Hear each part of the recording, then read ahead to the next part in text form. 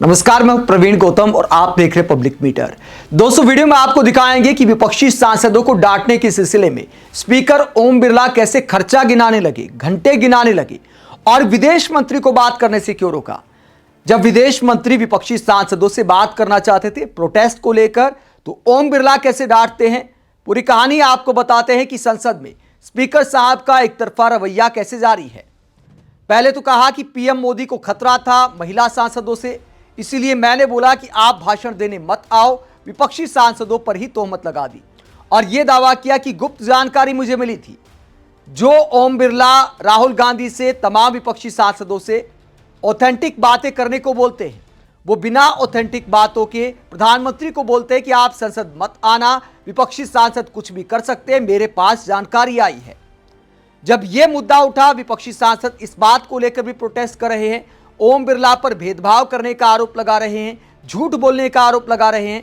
तो ओम बिरला सदन में आते हैं और क्या कहते हैं, जरा सुनिए।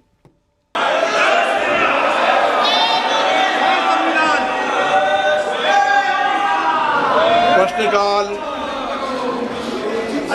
Question number 101 Shri Rajpal Singh Mahendra Singh Yadav.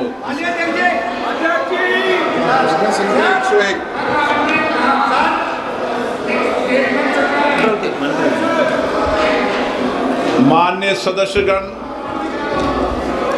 मेरा हमेशा प्रयास रहता है सदन चले और प्रश्नकाल सभी माननीय सदस्यों का समय होता है।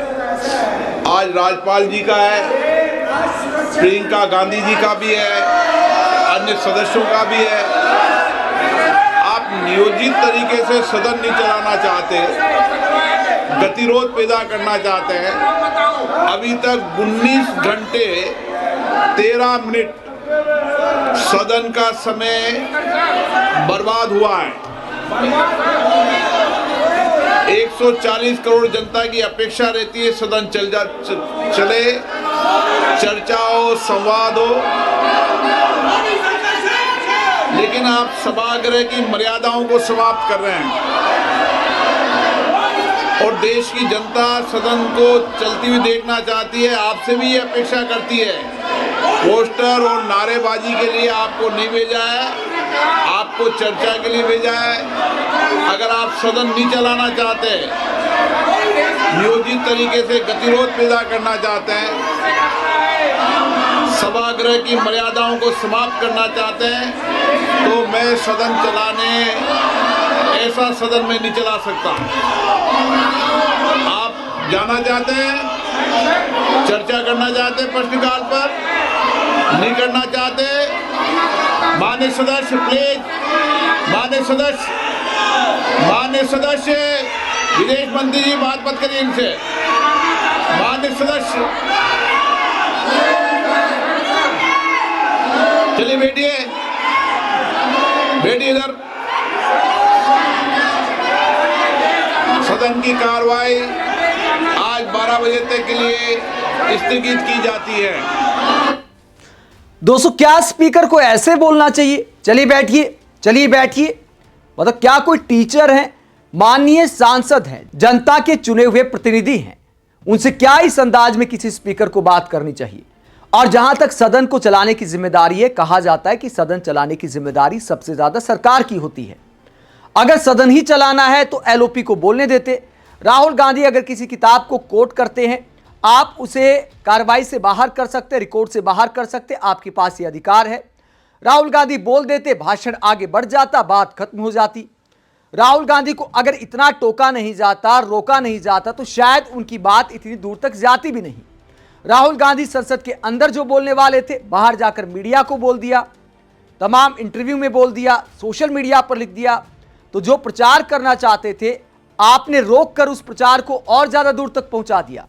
सदन में जिन बातों की अनुमति नहीं होती, बीजेपी के बहुत सारे सांसद ऐसी बातें बोल जाते हैं, उसे रिकॉर्ड से बाहर कई बार कर दिया जाता है, कई बार नहीं भी किया जाता है। ऐसी बहुत सारी बातें होती हैं।